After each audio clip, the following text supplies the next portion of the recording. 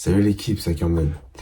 Alors aujourd'hui, on se retrouve pour un nouveau sujet. On va parler justement du Barça de Xavi qui rencontre pas mal de problèmes ces derniers temps en termes de blessures, en termes tactiques, et notamment après ce qui s'est passé sur le match il y a 2 jours. Mais juste avant de commencer le sujet, vous connaissez le dicton. Jingle.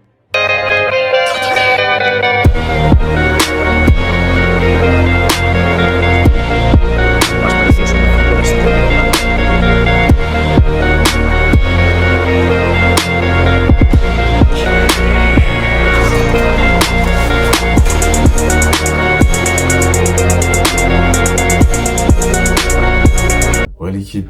Alors le FC Barcelone qui en ce moment se trouve un peu dans une situation assez compliquée. On sait que le Barça est déjà tiré de haut mur malheureusement. Le Barça qui va devoir éviter une nouvelle élimination en Ligue des Champions. Puisqu'en soi, le Barça doit être obligé de gagner face à l'Inter, doit faire un bon résultat face au Bayern et battre Plazen. Donc ça va être assez compliqué, notamment quand on voit les pertes, notamment au niveau de la défense. Et c'est justement sur ce sujet-là dont on va démarrer la vidéo.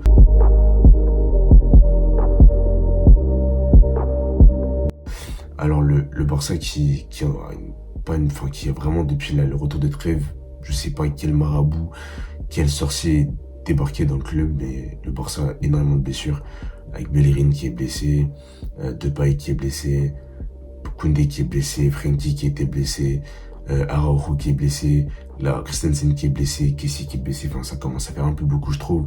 Et faudrait pas que ça plombe notre saison, parce que j'ai le souvenir d'une équipe comme Chelsea l'année dernière, par exemple, qui fait un bon mercato dans l'ensemble et qui est une très bonne équipe, qui démarre très bien sa saison, pardon, et qui par des blessures se retrouve à devoir bricoler et plombe sa saison. Malgré tout, finit top 4, troisième, ce qui est un bon résultat en PL.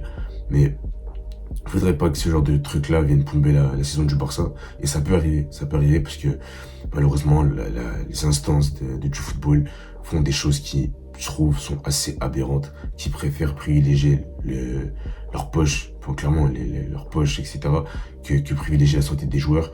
On a eu des cas, il y a énormément de clubs qui ont eu des blessures, et là on voit le Barça qui à chaque fois, lorsque des joueurs vont entrer, se blessent. Je prends l'exemple de Dembélé, qui à chaque fois partant en équipe de France venait à se blesser alors que Sokoman ne se blessait pas. Et je trouve ça vraiment assez dommage parce que, comme je dis, c'est qu'on privilégie l'argent à autre chose, et que t'as des compétitions qui ne servent à rien par justement plomber la santé des joueurs. Comment tu vas m'expliquer que tu vas faire des Ligues des Nations alors que tu as une Coupe du Monde dans même pas un mois et demi qui va débuter? Pourquoi faire? Donc, alors que des trêves peuvent être faites, je sais pas, au niveau de, je sais pas, durant l'été, pourquoi pas, c'est peut-être mieux, mais faire des trêves en cours de saison alors que tu as une compétition internationale dans moins d'un mois et demi. Il y a des choses, des fois, je comprends pas trop, c'est des questions que je me pose aussi, et clairement, ça vient plomber littéralement le début de saison du Barça, qui va devoir bricoler une nouvelle fois, et qui va devoir mettre des joueurs qui ne sont pas forcément là, et pas forcément des joueurs qu'on attendait à ce moment-là. Je prends l'exemple de Piqué, je ne cache pas que partir à la guerre avec Piqué contre l'Inter. Y a pas un bus y a pas un bus qui peut me taper là. Ah putain. Je suis pas vraiment serein, et je me dis que, il y a forte possibilité que le Barça vienne à perdre à cause de ça, puisqu'on a dû bricoler à certains postes. Il y a plein de choses comme ça en fait qui viennent plomber le début du Barça, et j'espère qu'on récupérera nos blessés très rapidement. Alors je sais que tout le monde va peut-être arriver d'ici 2-3 semaines, enfin en gros d'ici vers le début de la Coupe du Monde, quoi, mais je trouve ça c'est dommage. Et ce qui va aussi leur faire attention, ça va être au niveau des retours aussi de la compétition et de la Coupe du Monde, parce que on sait pas dans quelle forme vont revenir nos joueurs. Et je pense que cette année quand même le mercato d'hiver va être important. Parce que le mercato d'hiver va être important pour toutes les équipes en général, parce que ça va être en soi le moyen de voir est-ce qu'on va devoir recruter pour pallier à l'après Coupe du Monde, puisque ça peut avoir énormément de conséquences sur les performances d'une équipe. Il faudra vraiment faire attention à cela.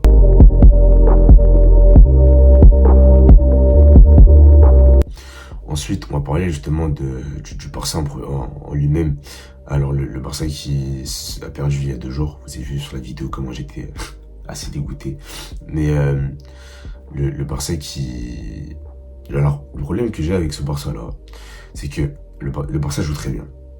Même si le Barça face à l'Inter en première mi-temps montre un visage dégueulasse, hein, on a tous été témoins de ça. Mais le problème que j'ai avec ce Barça-là, c'est que ce soit même que lorsqu'on gagne, etc., c'est que je trouve, malgré tout, et c'est pas forcément, enfin, c'est un reproche sans en être un. On gagne nos matchs, c'est tout à fait logique, donc on va rien dire là-dessus. Mais je pense que le fait qu'à chaque fois on pose trop en fait, on lève le pied à certains matchs. Je prends l'exemple des matchs où, par exemple, on gagne 3-0 en une mi-temps, on s'arrête de jouer, on s'arrête de vouloir tenter à marquer plus de buts. Bah, je me dis, des fois, il faudrait peut-être avoir ce côté un peu plus tueur, ce côté un peu plus vouloir tuer le match. Je prends l'exemple du Bayern, qui est un excellent exemple en soi. Le Bayern, qui, lorsqu'ils affrontent une équipe, ils en mettent 5 en une mi-temps, ils viennent chercher encore à vouloir tuer l'adversaire en deuxième mi-temps, tu vois. Et c'est là où je me dis que le Barça, sur ce côté-là, mentalement, doit s'améliorer, se dire que même si un match est 3-0, il faut toujours chercher le maximum de buts. Parce qu'en soi, ces buts-là en question peuvent être importants à la fin de la saison. Si tu te retrouves à être égalité avec le deuxième ou si tu as des problèmes en termes de goal average, bah, ça peut t'aider justement à prendre de l'avance. Il faudrait insuffler justement cette mentalité à l'équipe parce qu'en vrai, je trouve que bah, ça peut avoir un impact sur d'autres choses et notamment ce qui se passe en Ligue des Champions. C'est qu'en Ligue des Champions, on a les occasions pour marquer. Et c'est aussi ce qui se passe en Liga, c'est qu'on a énormément d'occasions qu'on met pas forcément, sauf quand elle était champion, elle ne rentre pas celle-là. Donc, va falloir, comme je dis, insuffler cette mentalité-là.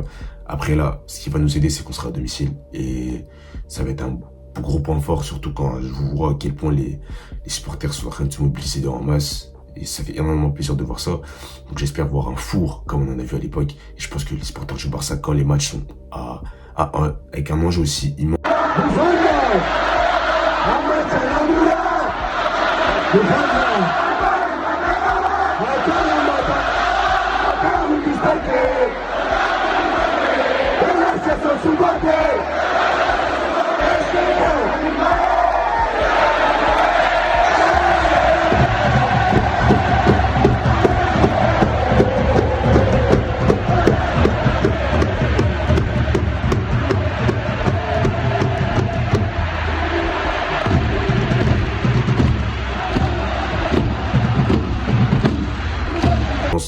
je pense qu'ils sont tout le temps au rendez-vous. On l'a vu au 6-1, on l'a vu notamment lors des classicos, etc.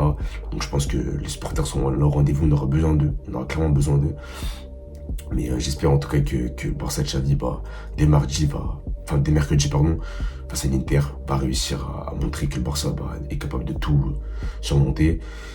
Et je pense que le plus gros test après l'Inter, ça sera le Bayern. Et là, le Bayern, ça sera un autre morceau, c'est clairement un autre morceau. Un morceau un peu plus élevé. Mais je pense que Barça, malgré tout, est capable de le faire. Parce qu'en vrai, battre l'Inter, je pense que c'est quand même assez primordial. Ça va être le match le plus important. Si on bat l'Inter, après le match face à l'Inter, tu récupères Koundé, tu récupères Frenkie. Enfin, Frenkie qui va peut-être revenir déjà ce week-end. Donc on verra. Mais tu récupères Koundé, tu récupères peut-être Bellerin, tu récupères Kessié. Peut-être tu auras récupéré Christensen, tu auras récupéré Memphis aussi. Donc en vrai, tu auras peut-être récupéré quasiment tout le monde. Donc ça fera déjà du bien à l'effectif et permettre un peu de respirer un coup et partir de l'avant.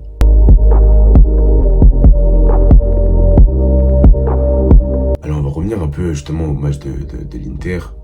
Le match de l'Inter, je trouve que c'est un match justement où le Barça n'a pas forcément fait ce qu'il fallait faire. Et alors oui, le Barça a perdu ce match-là, mais méritait, je dirais quand même d'aller finir avec un match nul. Quand tu vois les actions qu'il y a eu et les faits de jeu aussi importants. Et ce qui est assez drôle, je trouve, c'est que sur les réseaux, en général, t'as l'impression que lorsque ton équipe joue mal, tu es interdit d'avoir des faits d'arbitrage qui te permettent de gagner des points. Je sais pas si c'est nouveau, hein, mais d'après certaines personnes, lorsque tu joues mal, tu mérites que ce que tu dois et tu mérites de perdre. Le problème, c'est que c'est des faits de jeu qui peuvent te permettre justement de gagner des points. Donc comment ça se fait que vous venez faire le parallèle entre...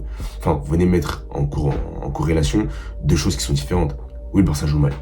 On le sait. Le Barça n'a pas fait un bon match, pas si bon match que ça. Il n'a pas non plus été catastrophique. Enfin, en première mi-temps, si.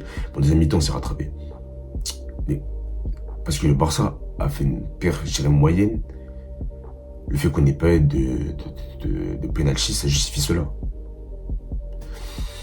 Je sais que les gars, certaines personnes sont dans le pur clubisme, etc. Mais il faudrait peut-être des fois mettre c'est son clubisme de côté et réfléchir avec sa tête. Et oui, le Barça n'a pas été flamboyant, mais c'est des choses qui peuvent sauver un match. Et toutes les équipes ne sont pas flamboyantes 38 journées sur 38. Et c'est ce genre de fait de jeu-là qui te permettent d'engranger des points, en fait. Et je trouve ça assez dommage que des personnes réfléchissent comme ça. Mais bon, chacun sa réflexion et chacun son chacun. Mais le Barça, je trouve, qui en ce moment rentre un peu dans le dur. Face à Mallorca, c'est un peu compliqué. Face à l'Inter, c'est un peu compliqué. On joue contre le Celta à domicile, donc bon, je pense que ça va bien se passer, mais malgré tout. Mais j'espère que le Barça va avoir un sursaut d'orgueil, parce que est-ce qu'ils vont vouloir être de nouveau être la risée de l'Europe aux yeux de tout le monde? Je ne sais pas, et j'espère pas. Et j'ai pas envie non plus que Xavi soit décrié, alors qu'il fait quand même un bon taf. On est premier de Liga, on est encaissé qu'un seul but. Démarrer la saison comme ça, alors que de l'autre côté, tu démarres très bien. Moi, je trouve que la balance ne serait pas forcément équilibrée. Mais j'espère en tout cas que le Barça va réussir à remonter cette épreuve. Et j'ai aussi un petit mot pour les supporters en général. Je sais que en ce moment c'est compliqué pour tout le monde. Moi d'ailleurs, vous l'avez vu sur Twitter, j'étais un peu assez agacé de tout ça. Mais je trouve qu'il va falloir qu'on soit patient et qu'on attende. Même malgré tout ce qui va arriver, malgré tout ce qui peut se produire, même si le Barça venait repartir en Europa League, on va devoir une nouvelle fois supporter ça, parce que c'est aussi le rôle d'un supporter. Quand tu supportes un club, c'est dans les bons et mauvais moments, et il faudra aussi faire avec ça. Même si on sera tous dégoûtés, même si on sera tous un peu tristes de voir notre club repartir là-dedans, parce que ça peut arriver, hein. Il y a un scénario, il y a un monde où le Barça y va, donc on va devoir prendre ce scénario en compte. Et je pense qu'on va devoir prendre un peu de recul aussi, parce que la Ligue des Champions, on vient de se rendre compte que c'est une compétition à part, et que ce n'est pas pareil que la Liga, et que notre équipe est encore assez jeune, un peu trop jeune même, pour ça pour l'instant. Et qu'il va falloir peut-être baisser nos attentes à certains points, notamment à LDC, parce que je vois des personnes dire, ouais, minimum demi, non. J'en douce carrément. Non. Le Barça qui va devoir sortir des poules, c'est primordial, parce que ça serait clairement un échec. Mais faudrait pas non plus avoir des demandes aussi démesurées, parce qu'en soi, on a vu que le fait de bien jouer ne veut pas dire que tu peux forcément gagner. Et en Ligue des Champions, c'est ça justement la chose la plus dure, en fait. C'est que l'équipe qui joue bien n'est pas forcément celle qui gagne. Il y a Sichi, on peut en présenter de Sichi. Sichi, l'équipe qui joue le mieux depuis 3-4 ans, même plus, je dirais. Et c'est pas celle qui a gagné encore la Ligue des Champions. Donc, il va falloir trouver le gérer à Xavi. Après, on a un coach aussi qui est assez jeune notamment, qui fera des erreurs. Et c'est là le début de ses erreurs. Donc, il va apprendre. Je pense qu'il va apprendre. Et qu'il va trouver certaines solutions pour pallier ces problèmes-là. Mais on va devoir être derrière lui malgré tout. Il faudra être derrière lui, parce que ça va être un mois assez compliqué. Et on va devoir supporter tout ça. Et j'espère qu'à la fin, le Barça sera triomphant. Mais en tout cas, j'espère que on arrivera avec tous nos joueurs et qu'on pourra entamer enfin un mois d'octobre, je dirais, qui est assez chargé en termes de calendrier. En octobre, de la meilleure des manières, en débutant avec une première victoire. On a déjà eu la victoire. Bref, en Ligue des Champions, il démarre avec une victoire, parce qu'en soi, le Barça est sur une série de 12 matchs et 7 défaites en Ligue des Champions. Donc bon, à eux de voir s'ils ont vraiment l'énergie nécessaire, une nouvelle fois, de renverser la vapeur. En tout cas, c'était la fin de la vidéo. N'hésitez pas à me dire dans les commentaires ce que vous pensez en ce moment justement du Barça de Xavi, les problèmes qu'on rencontre, notamment au niveau des blessés, etc. Ça fera un plaisir de vous lire justement. En plus, on a passé la barre des 900. Merci, vraiment merci à tous. On est parti pour les 1K, donc ça fait plaisir en plus. Je vois que les chiffres en plus des stats en ce moment des vidéos sont bonnes. Donc merci à vous d'être là aussi nombreux et d'être là au quotidien. En tout cas, on se retrouve prochainement pour un nouveau sujet. En tout cas, c'était Akirman.